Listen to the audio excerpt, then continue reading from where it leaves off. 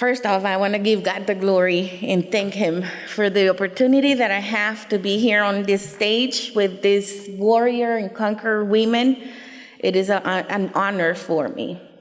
My name is Elisa Carr, and my story began in Costa Rica, Central America. I grew up in a Christian home with great values, compassion, hard work, gratitude, generosity, and of course, lots and lots of love. And this is my testimony. When I was 19, I got married because I wanted my own love story. That story only lasted 3 months. It turned into a big nightmare. He was an American who went to Costa Rica to marry me. After 3 months, he had to come back to the US, but he never went back to Costa Rica because he met someone else who he decided to do his life with. And I was buried in 5 years worth of paperwork to get a divorce. I remember in the process of my divorce, one night I came home and I was just so heartbroken. I laid on the floor and I cried like a baby and I said, God, you know I don't like asking why, but why? Why me? If I was such a good girl, why do I have to go through this? And I just fell asleep. It had been over a year since I was last time in church, and I just felt like I needed to go back. So the day after I prayed, I went back to church and I sat on the very last pew. And this lady came to me and she put her hand on my shoulder and she said, "Can I pray for you?" I just nodded and I just said yes. She put her hand on me and she said, "God says the reason why is because He will have you work with other women who have gone through the same pain that you have." Now let's talk about peace. And I remember 2 weeks after that prayer, in that night of that prayer, she said, "God opens the windows of heaven and that's your miracle today." 2 weeks after, I got a call from my lawyer and he said, "Hey, they defaulted your divorce." So I was free. I was finally free. 2 years after that, I said, okay, let me give love another try. And I met this man online. We spoke for hours every day. We had so much in common. We read the same books. We both worked with the youth groups from our churches, and we wanted to work full-time in the ministry. It was what I had always wanted. He said, "If you were here, I would marry you." So I came to visit. He asked if I would marry him, and I did. We had been married for 1 month, and I asked if I could use his computer to call my parents back home. When I opened his computer, all of his messengers popped up.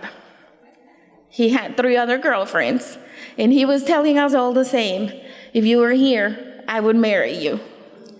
When I asked him about it, he said, "Well, I guess I'm not who you thought I was." Now that was a shock. All I could think was how embarrassed my parents were going to be if I got another divorce.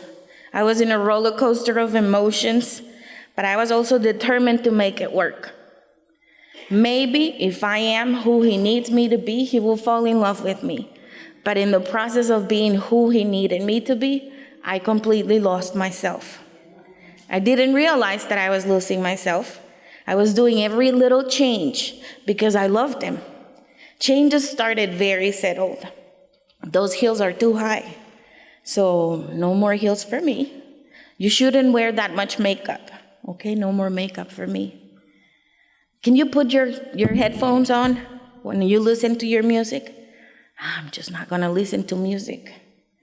I'll cash your paychecks. You work and I'll be a stay-at-home dad. Everything I did was not acceptable, and I needed to get used to the fact that that's not you anymore. You're in America now. I got pregnant 6 months after we got married. 4 months after I had my boy, I found out that I was pregnant again. My babies did give me the oomph to realize that this is not how I want to live. I don't want them to be or learn that surviving was the way to live. I didn't want them to know that as a norm. Understanding abuse for me took a minute He was not hitting me. So why would it be abuse? It was emotional and mental abuse. I was not allowed to have any friends. And I didn't talk to anyone. But God knew that I needed a friend, so he sent her to me. She was very wise, and she encouraged me to talk to my parents. And I was able to talk to my mom, and she said, Ellie, it is time that I tell your dad. And I know she did. Their love and support has always been there. Distance didn't mean anything. And I do have them here tonight with me. I remember that I called my dad, and I'm a crybaby, so I was crying. And I said, Daddy, when is enough enough? And he said, enough is when you say it's enough. And I realized I had had enough. I ran away with my babies. We left with what we had on, and that was it. But for the first time in 7 years, I was living and not just surviving. I had the time to rediscover my life.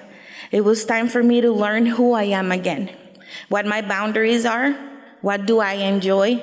And well, I love makeup, but not the bold looks that I used to wear. I love heels, but they are so uncomfortable.